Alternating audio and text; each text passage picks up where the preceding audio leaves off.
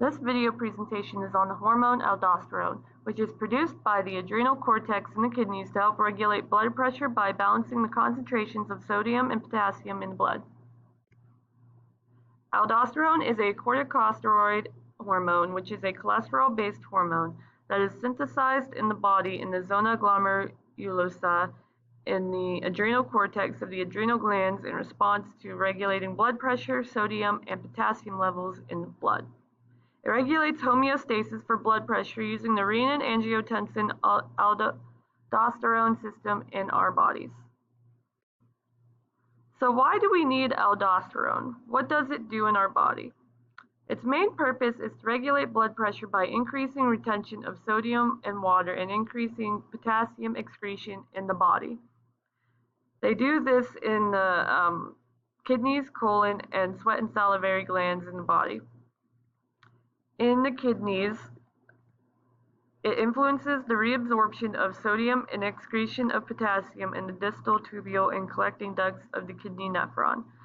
The kidneys also act in the renin-angiotensin system as well by producing renin, a hormone secreted in the kidneys in response to produce more aldosterone due to low blood pressure.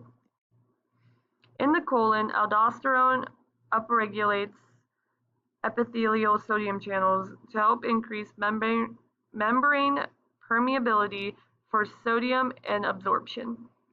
In the sweat and salivary glands, aldosterone stimulates sodium and water reabsorption from them in exchange for potassium.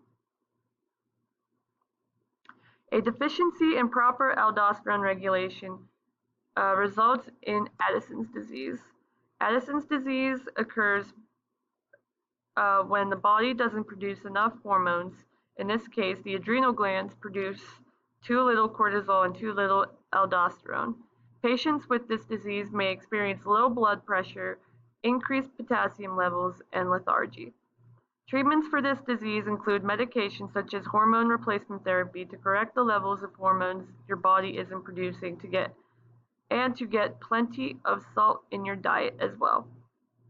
If there are high levels of aldosterone, the disease is known as hyperaldosteronism, or in this case, Conn syndrome. This disease is caused when either one adrenal gland or both is hyperactive, and can also happen if there is a benign tumor on the adrenal glands.